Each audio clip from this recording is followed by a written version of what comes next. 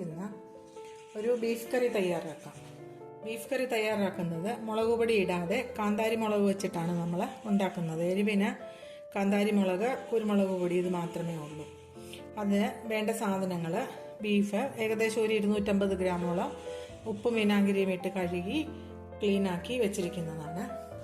പിന്നീട് അതിന് വേണ്ടത് ചെറിയ ഉള്ളി, ഇഞ്ചി പേസ്റ്റാക്കി വെച്ചിരിക്കുന്നത്, വെളുത്തുള്ളി പേസ്റ്റ്, കറിവേപ്പില, കുരുമുളക് പൊടി, പെരിഞ്ജീരകപ്പൊടി, ഗരം മസാലപ്പൊടി, നാരങ്ങാ നീര്, കാന്താരിമുളക്. കാന്താരിമുളകിന് നല്ല എരിവുണ്ട്. അവരവരുടെ ആവശ്യത്തിനനുസരിച്ച് എരിവിൻ്റെ അനുസരിച്ച് വേണം എടുക്കാനായിട്ട്.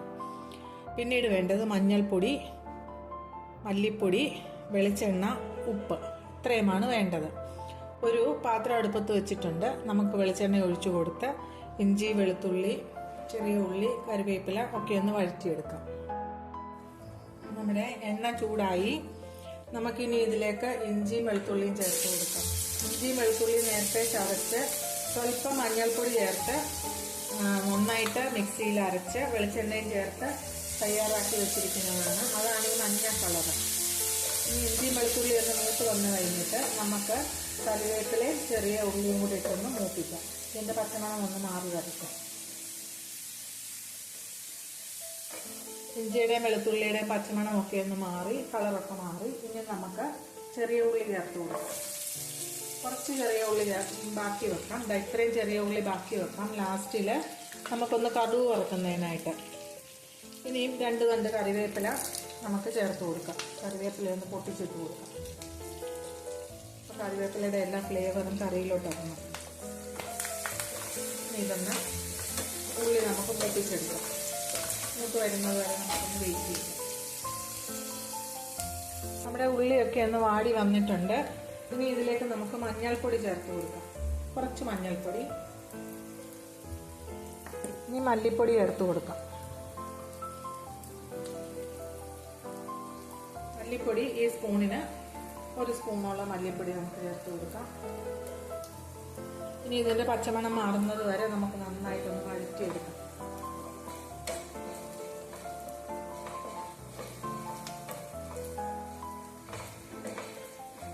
ഈ ലോ ഫ്ലെയിമിലാണ് വെച്ചിരിക്കുന്നത്. കാരണം മല്ലിപ്പൊടിയും മഞ്ഞൾപ്പൊടിയും ഒന്നും കരിഞ്ഞു പോകാണ്ടിരിക്കാൻ വേണ്ടിയിട്ട്.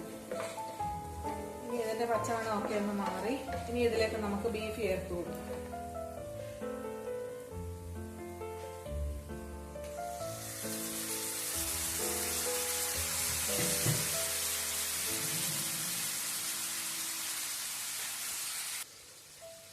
ഒരു 1-2 മിനിറ്റ് ഈ ഉള്ളി, ഇഞ്ചി, വെളുത്തുള്ളി എല്ലാത്തിനകത്ത് ഒന്ന് ബീഫ് കിടന്ന് കുറച്ച് വെള്ളം ഒന്ന് വറ്റുന്നത് വരെ നമുക്ക് വെയിറ്റ് ചെയ്യാം.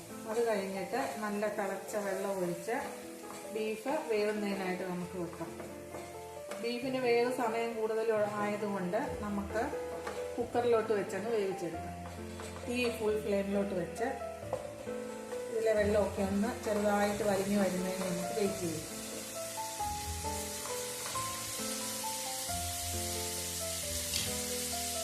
നമ്മുടെ ബീഫ് 2-3 മിനിറ്റ് നേരം മസാലക്കകത്ത് കിടന്ന് നന്നായിട്ടൊന്ന് മിക്സായി വന്നിട്ടുണ്ട്. ഇനി ഇത് നമുക്ക് കുക്കറിലോട്ട് മാറ്റാം. കുക്കർ വെച്ചു.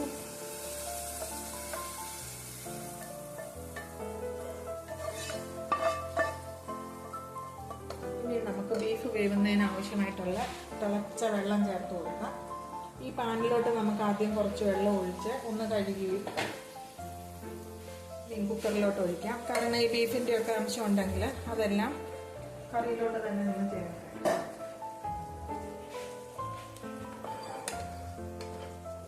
ഇനി നമുക്ക് കുറച്ച് വെള്ളവും കൂടെ ചേർത്ത് കൊടുക്കാം. കാരണം ബീഫിന് നല്ല വേവുള്ളതാണല്ലോ.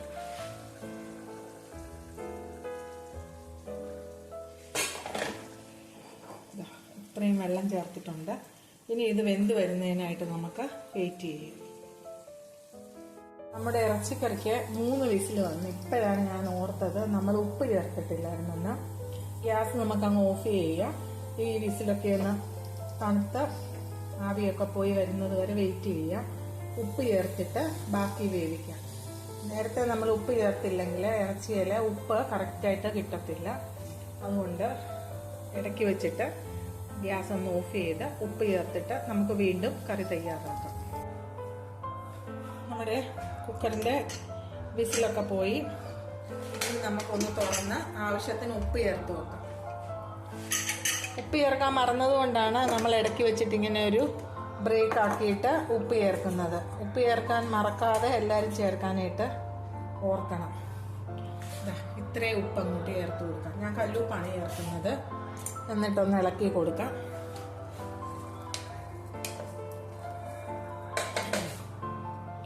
ഇനി നമുക്ക് കുക്കർ അടച്ചു വെച്ച് വെന്ത് വരുന്നതിനായിട്ട് വെയിറ്റ് ചെയ്യാം. ഇനി ഒരു 3-4 വിസിൽ വരുന്നത് വരെ നമുക്ക് വെയിറ്റ് ചെയ്യാം. ഒരു 4-5 വിസിൽ കൂടെ വന്നു. നമുക്കിനി അങ്ങ് ഗ്യാസ് ഓഫ് ചെയ്യാം. ഇനി ചൂടൊക്കെ മാറി ഒന്ന് തണുത്ത് വരുന്നത് വരെ നമുക്ക് വെയിറ്റ് ചെയ്യാം. കുക്കറിൻ്റെ വിസിലൊക്കെ പോയി തണുത്തു. നമുക്കിനി ഇതൊന്ന് തുറന്ന് നോക്കാം.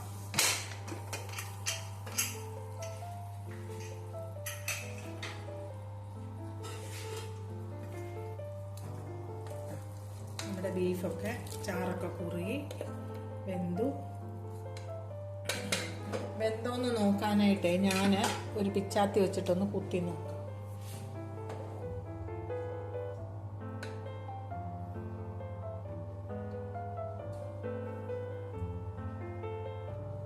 നന്നായിട്ട് വെന്ത് വന്നിട്ടുണ്ട്. ഇനി നമുക്ക് ബാക്കിയുള്ള മസാലപ്പൊടികളെല്ലാം കൂടെ ചേർത്ത് ഒന്ന് തിളപ്പിച്ച് വാങ്ങാം. ഇനി നമ്മൾ ചതച്ച് വെച്ചിരിക്കുന്ന കാന്താരി ഞാൻ ഇതിനിടയ്ക്ക് ഒന്ന് ചതച്ച് വെച്ചിട്ടുണ്ടായിരുന്നു. അത് ചേർത്ത് കൊടുക്കാം. കുരുമുളക് പൊടി, പെരുംജീരകത്തിന്റെ പൊടി, ഗരം മസാല, ഇത് 3 കൂടെ ചേർത്ത് കൊടുക്കാം.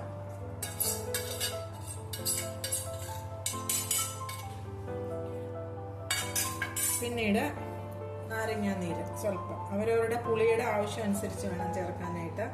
ഇവിടെ കുറച്ച് പുളി മതി, അതുകൊണ്ട് കുറച്ചേ ചേർക്കുന്നുള്ളൂ. ഇനി നമുക്ക് നന്നായിട്ട് ഇളക്കി കൊടുത്ത് ഗ്യാസ് ഒന്ന് ഓൺ ചെയ്യാം. നമ്മൾ കാന്താരി ചതച്ച മിക്സിയുടെ ജാറ് ഇതൊന്ന് കഴുകി ഈ വെള്ളം കൂടി നമുക്ക് ഇങ്ങോട്ട് ഒഴിച്ചു കൊടുക്കാം.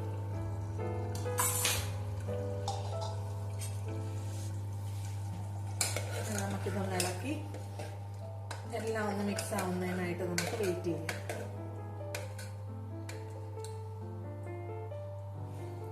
ഈ സമയം നമുക്ക് കടുക് വറക്കാനുള്ള ഒരുക്കങ്ങളും നടത്താം.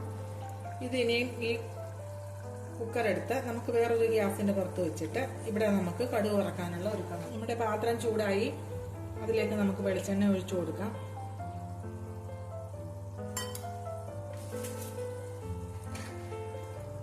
കടുക് ഇട്ട് കൊടുക്കാം.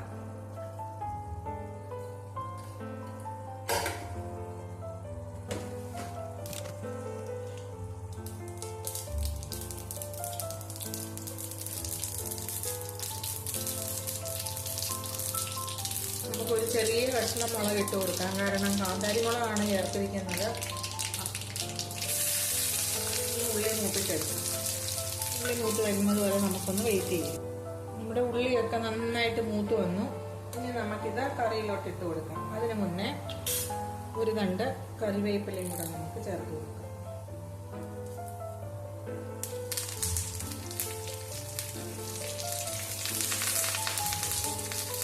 ഈ സമയം നമ്മുടെ ബീഫ് കറിയുടെ ചാറെല്ലാം കുറുകി നല്ല പാകമായിട്ട് വന്നിട്ടുണ്ട്. ഇതിലേക്ക് നമുക്ക് ഈ കടുക് വറുത്തത് ഇട്ട് കൊടുക്കാം. കറിക്കകത്ത് മട്ടം എടുത്ത്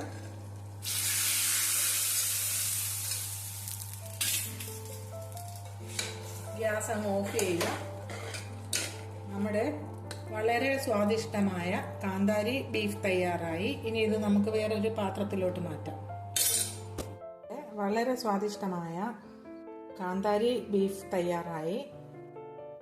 വളരെ ടേസ്റ്റിയാണ്. ഞാൻ ടേസ്റ്റ് നോക്കിയില്ല. ടേസ്റ്റ് നോക്കിച്ചിട്ട് പ്രസന്നൻ ചേട്ടൻ പറഞ്ഞതാണ്. ഉപ്പൊക്കെ പാകത്തിനുണ്ട്. ഞാനിത് കഴിക്കത്തില്ലാത്തത് കൊണ്ടാണ് ടേസ്റ്റ് നോക്കാത്തത്. തീർച്ചയായിട്ടും എല്ലാവരും ഒരു പ്രാവശ്യമെങ്കിലും ഉണ്ടാക്കി നോക്കേണ്ട ഒരു വിഭവമാണ്. ഇത് കണ്ടിട്ട് എല്ലാവരും ഒന്ന് ഉണ്ടാക്കി നോക്കും എന്ന് വിചാരിക്കുന്നു. എന്നിട്ട് നിങ്ങളുടെ അഭിപ്രായം കമൻറ്റ് ബോക്സിൽ എഴുതണം.